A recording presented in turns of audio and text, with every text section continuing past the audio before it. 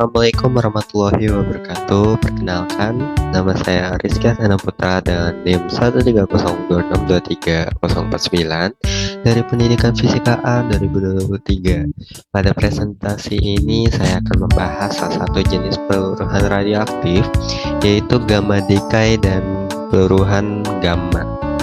Nah, fokus pembahasan saya meliputi dua submateri utama, yaitu energetics of gamma decay dan classical electromagnetic radiation. Nah, kedua materi ini merupakan materi yang cukup penting karena menjelaskan bagaimana sinar gamma itu dihasilkan dan bagaimana sifat radiasi elektromagnetiknya yang menyertai hemodynamics.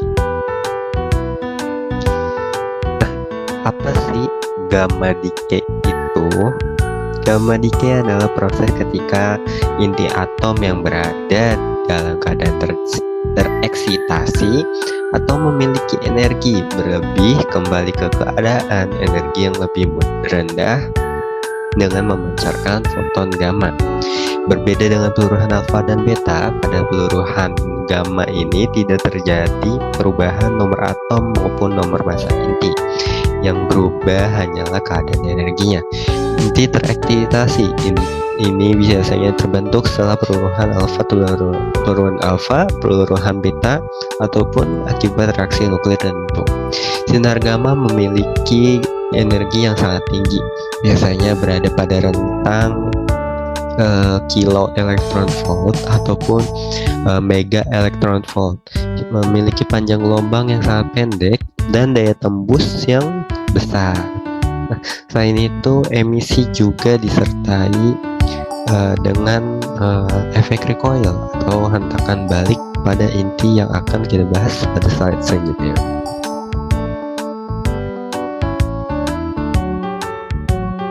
Nah, kemudian di sini ada level energi inti dan transisi. Untuk memahami gamma decay, kita perlu memahami bahwa inti atom memiliki tingkat energi yang bersifat diskrit, mirip seperti tingkat energi elektron dan atom. Keadaan energi paling rendah disebut dengan ground state atau keadaan dasar, sedangkan keadaan yang energi yang lebih tinggi disebut excited state atau keadaan tereksitasi. Nah, ketika inti berpindah dari energi awal EI menuju energi akhir EF, itu selisih energi antara kedua keadaan tersebut dilepaskan dalam bentuk foton gamma. Secara matematis, selisih energi ini ditulis sebagai delta E sama dengan EI dikurang EF. Selisih energi inilah yang menjadi sumber energi sinar gamma.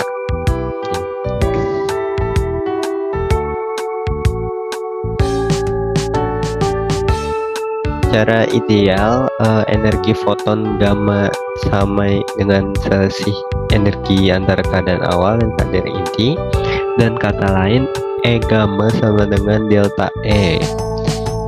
Namun dalam kenyataannya tidak seluruh energi transisi berubah menjadi energi foton gamma. Hal ini terjadi karena inti juga harus memenuhi hukum kekekalan momentum. Akibatnya inti memperoleh sedikit energi kinetic recoil, sehingga energi gamma yang teramati menjadi sedikit lebih kecil dibanding nilai idealnya.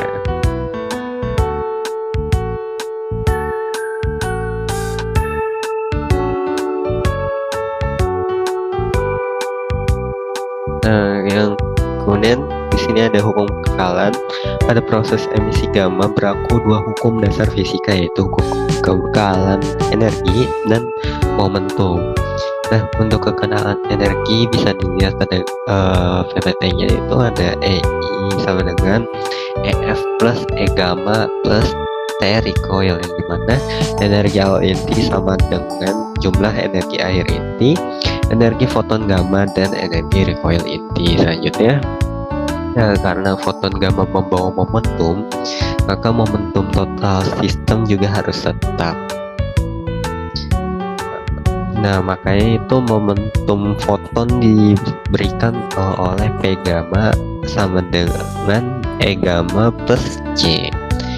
Nah, karena sebelum emisi inti dianggap diam, maka momentum recoil inti harus sama besar namun berlawanan arah dengan momentum foton.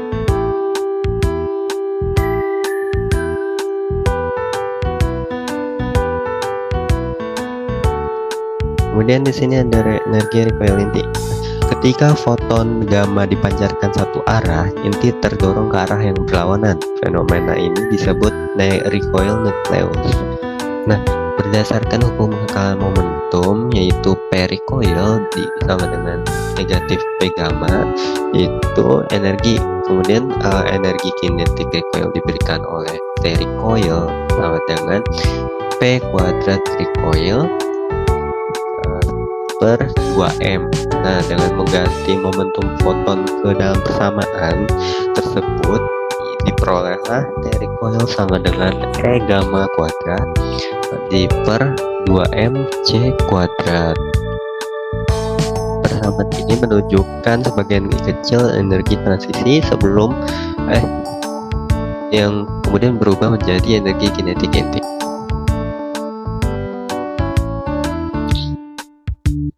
Kemudian selanjutnya ada implikasi untuk eksperimen dan spektroskopi. Dalam eksperimen nuklir, efek recoil ini menyebabkan energi gamma yang terukur sedikit lebih kecil dibanding selisih energi sebenarnya. Efek ini relatif lebih besar pada inti gamma karena massa emisinya lebih kecil. Kemudian pada pengukuran menggunakan spektrometer gamma seperti HPGE, koreksi recoil perlu diperhitungkan agar hasilnya menjadi lebih akurat. Selain recoil, fenomena lain seperti Doppler broadening ataupun internal conversion yang dapat mempengaruhi spektrum gamma yang diamati.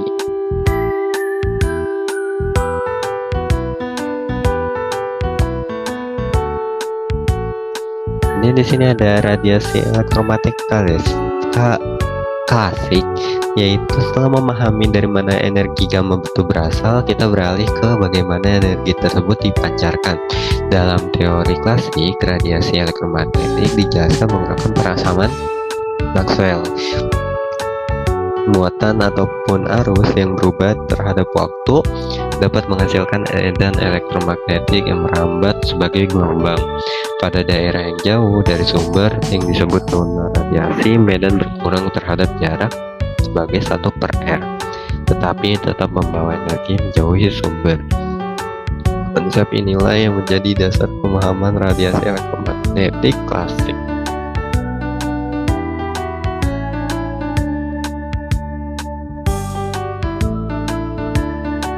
Kemudian di sini ada distribusi sudut radiasi. Ingat, radiasi elektromagnetik tidak selalu memancarkan sama ke segala arah.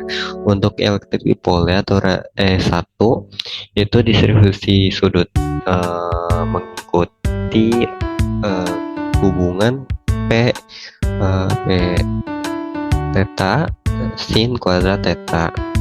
Nah, sehingga dari yang kita dapat ini, pola radiasinya membentuk dua lobus simetris. Untuk magnetic dipole radiation atau M1 nya itu pola distribusinya berupa orientasinya tapi berbeda. Sedangkan multipole ORD yang lebih tinggi menghasilkan pola yang lebih kompleks dan jumlah lobus yang lebih banyak. Nah, kemudian untuk menurut teori elektromagnetik klasik, daya radiasi sangat dipengaruhi oleh frekuensi radiasi. Untuk elektrik dipole maupun magnetik dipole, itu daya radiasinya berbanding lurus dengan pada frekuensi. Artinya sedikit kenaikan frekuensi dapat menghasilkan peningkatan gaya radiasi yang cukup besar.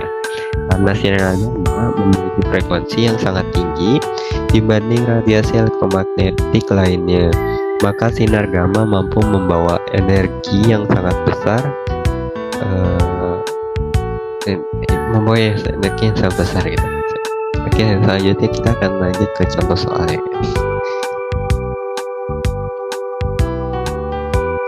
Oke, di sini kita ada contoh soal yang saya ambil yang energi tics of gamma decay dulu.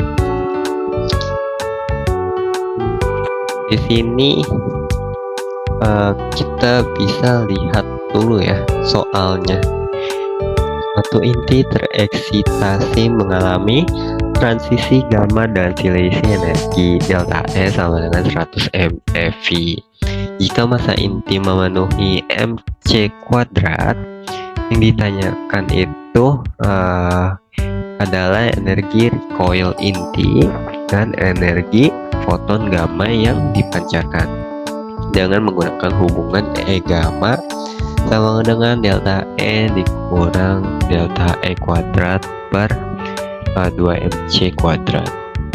Nah, langkah pertama kita harus menghitung terlebih dahulu nih recoil intinya berdasarkan hasil yang diperoleh dari hukum kekekalan energi dan momentum.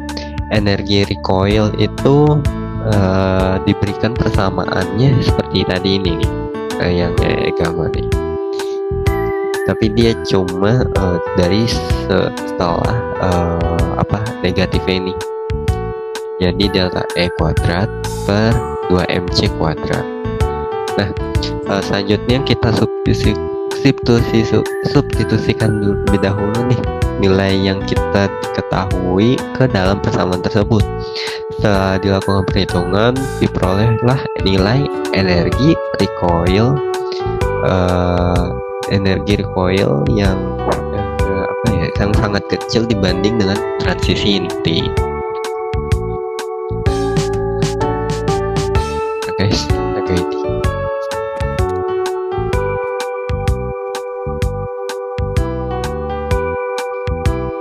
Nah, untuk langkah selanjutnya itu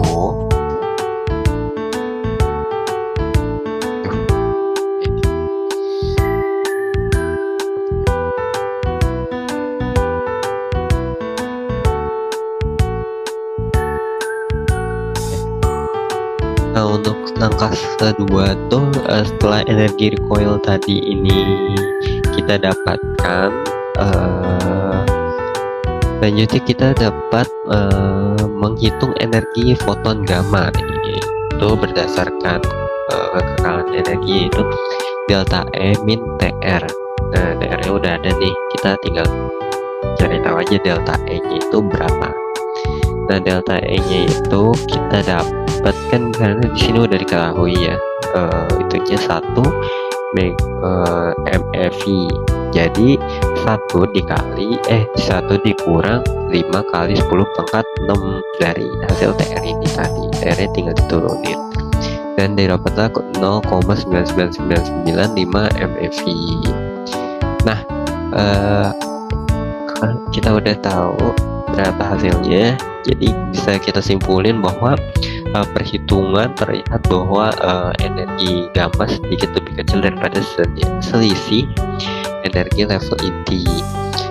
Nah, hal ini terjadi karena sebagian energi digunakan untuk memberikan energi kinetik pada inti yang mengalami recoil. Meskipun sangat kecil, efek recoil ini tetap penting dalam eksperimen spektroskopi karena dia membutuhkan penelitian yang cukup tinggi. Oke, kita masuk ke contoh soal yang kedua, yaitu bab yang kedua, yaitu classical electromagnetic radiation. Oke, kita baca dulu nih. Sebuah elektrik dipole memancarkan radiasi elektromagnetik dengan distribusi sudut P theta sin kuadrat theta. Tentukan perbandingan intensitas pada sudut 90 derajat dan 30 derajat, serta tentukan pada sudut berapa radiasi nilai maksimum dan minimum. Oke, kita jabarin satu-satu dulu nih. Kita lihat jabarin yang itu 90 derajat dulu yang pertama. Nah, kita masukin nih, karena kita udah dapat rumusnya di sini. Kita masukin dan jadi kayak gini yang 30 juga nih, kita juga masukin, nah makanya dapatnya di gini. Kemudian kita bandingin intensitasnya, alhasil nah dapatnya tuh hasilnya 4. Nah dapat disimpulin kalau misalnya dari contoh ini itu electric dipole radiation itu tidak dipancarkan secara merata ke segala arah, tapi radiasi maksimumnya terjadi pada arah tegak lurus terhadap sumbu dipole, yaitu pada sudut 90 derajat, sedangkan radiasi minimum terjadi sepanjang sumbu dipole yaitu pada sudut 0 derajat dan 180 derajat. Pola distribusi ini merupakan salah satu ciri utama dari electric dipole radiation teori dan dalam teori elektromagnetik klasik. Oke, mungkin segitu saja yang bisa saya sampaikan ya teman-teman. Terima kasih yang sudah menonton sampai akhir. Saya tutup. Wassalamualaikum warahmatullahi wabarakatuh. Sampai jumpa.